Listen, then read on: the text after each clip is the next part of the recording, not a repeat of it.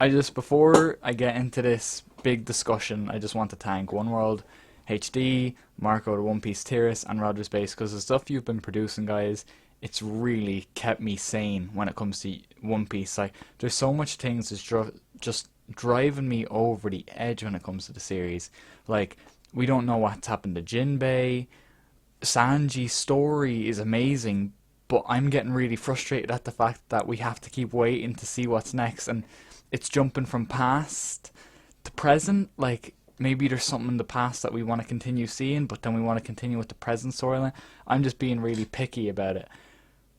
But the entire point of this video, was Vinsmoke Sanji, Cook of the Straw Hats, Prince of Germa 6'6". Where's the fear, dude? Where's the fear? The question I'm going to be posing to everyone today: is Sanji capable, strength-wise, of staying in the monster trio? Was it worth it compared to Luffy and Zoro? So far, when I think of Sanji, all I think of is the fact that he learned Geppo. He learned the moonwalk, the CP9 technique that made them on another level. Have we really seen anything else other than the fact he's changed from saying shoot to strike when he goes into Diablo Jambe? Like, I might sound actually ridiculous saying it like that, but that's how I'd pronounce it, Diablo Jambe. Where are these new abilities that make him fearsome in the new world? The things that he needs to survive. Like, he has Geppo. That's understandable. Geppo is extremely useful fighting technique. But Luffy has Gear 4. Luffy has an increased sense of Haki. He has 10 times more powerful Gear 2nd. Like, he took out a Pacifista without even using Armament Haki. What about Zoro? Zoro brought this new technique to the table, something that I think will be explored further in the series, and that's the killing intent. His ability to intimidate without using Haki. And he has all these new powerful techniques. His ability to take down Pika, just his Haki in general is extremely strong. But where is Sanji's abilities? Think of the villains lately. We've had Hody, we've had Doflamingo, and we've had Caesar Clown.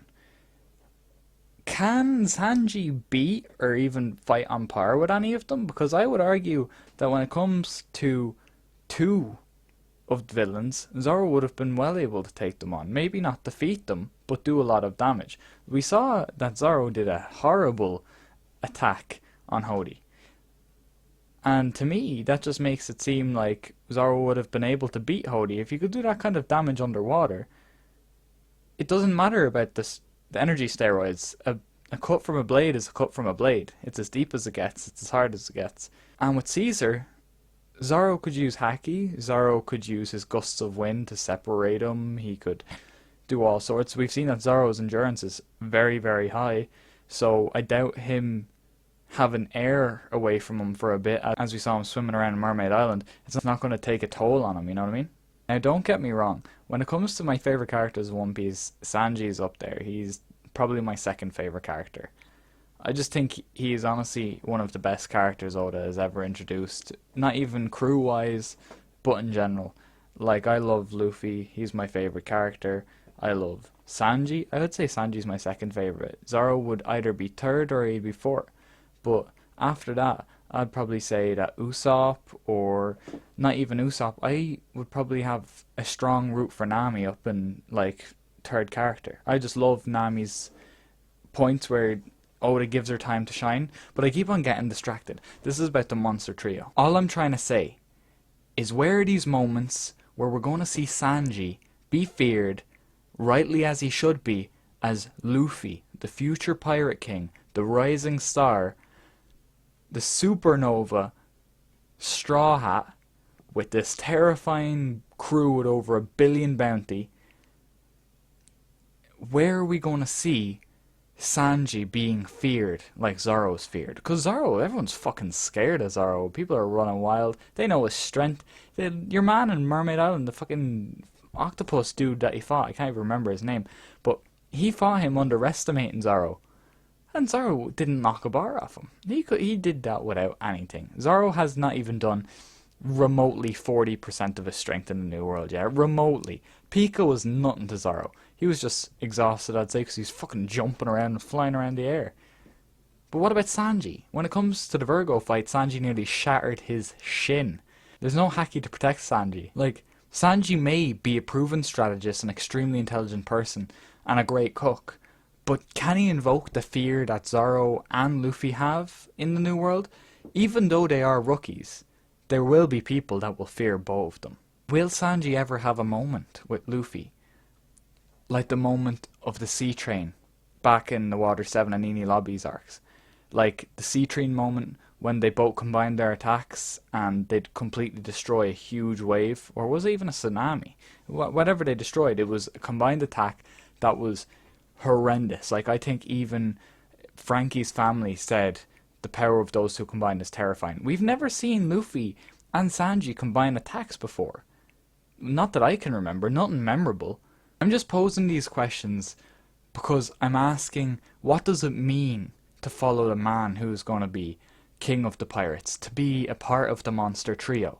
As I said, we saw Geppo, we saw his physical ability, we've seen a bunch of other things, but nothing terrifying, nothing game changing. And that's what you need to survive in the New World.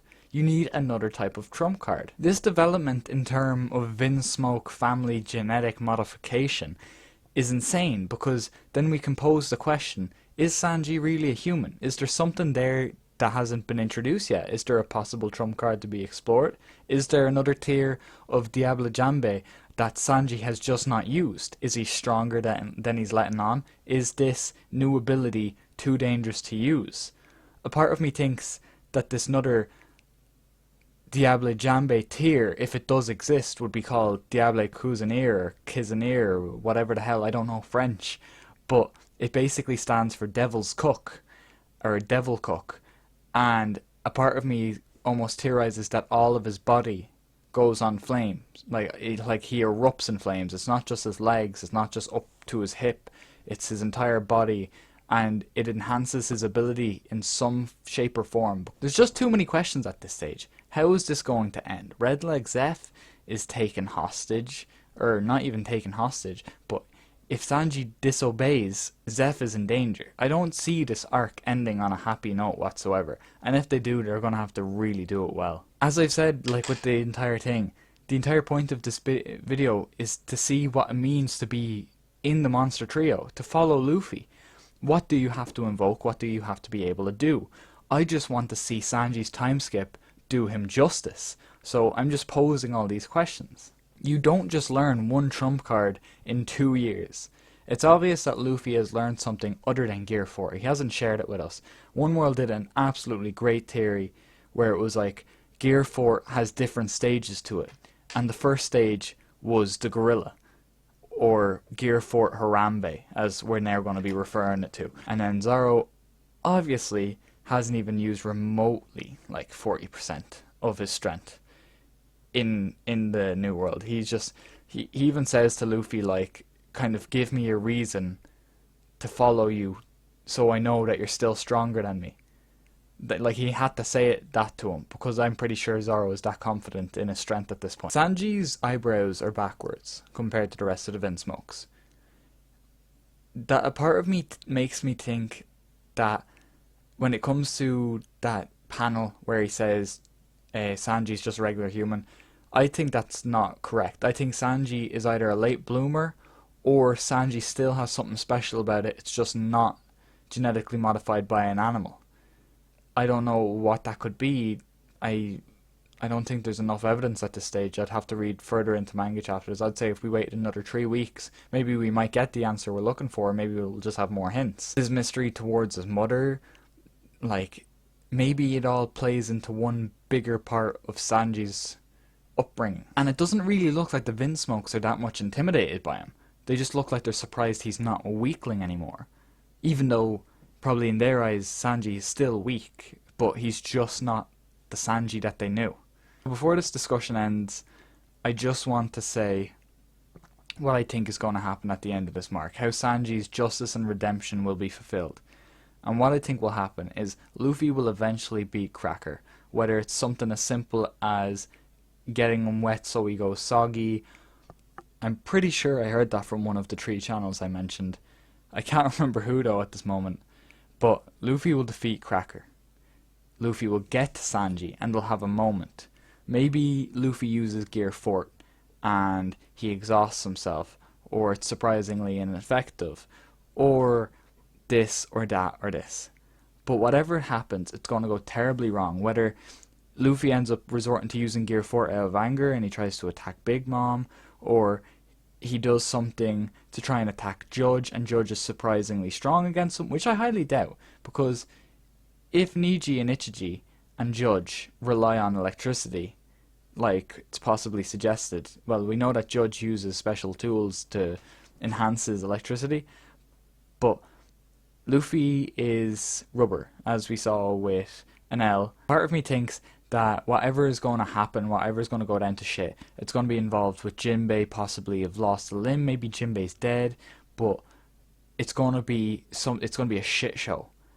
And whatever happens, Sanji is going to be left there, and he's going to be looking at his family, his possible wife, Big Mom, and Luffy, and he's going to have to make a decision.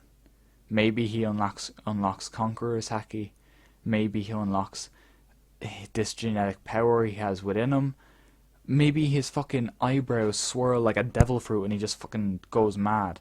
But whatever happens, that was a joke by the way, and his eyes won't really swirl like a devil fruit, that's not even a theory. But maybe he unlocks that new form of Diable Jambe, maybe he like just uses this hidden form that he hasn't used yet because it's too dangerous. But Sanji will have his redemption. Whether it ends in blood or it doesn't, Sanji will get his redemption by the end of this arc. I just want to see it as fast as possible because I'm tired of waiting, Oda. I'm tired of seeing one of the best characters in One Piece being portrayed as a weakling compared to two people. Because even though I've pointed out all these flaws in Sanji's storyline, I know that Sanji still has one of the best character developments when it comes to One Piece. He still has the best potential for fighting, and it's the kind of fighting in One Piece we're going to need. Part of me thinks Ivankov would have never let Sanji leave the island unless he thought he was strong enough to rejoin Luffy. Part of me even thinks maybe this trump card is something Sanji's afraid of. Maybe Sanji's trump card is Nukama Tempo. So yeah, sorry for not uploading for the basis of 5 months. Let's be honest, my last 2 videos were quite shit. You want to see a shit theory on Vivi joining the Straw Hats, mate? Yeah, just go on my channel. It was uploaded 5 months ago. You want to see a shit Boku no Hero video? Yeah, watch that one. That was 2 or 3 months ago. Well, it doesn't matter, man. Yeah, there's no point me taking them down because some people watched them, some people liked them, but you know, like, they just were my worst videos. And I made Terraria Let's Plays. Oh god, I missed that series. It was pretty good. I keep on getting distracted. This video was really badly cut together. I haven't made a video in ages with facecam. Like, I've been trying scripted videos, but scripted videos need no face because you're staring at the script, not the camera. So I might be switching up my content. I might be doing commentary other than facecam videos, but I really like the facecam. It gives a more human element when it comes. You can see someone's excitement about something. I just keep getting sidetracked. You might as well call me fucking ADD. That was really bad. It's 2 o'clock in the morning here. Why do I do this to myself? Hope you liked the video.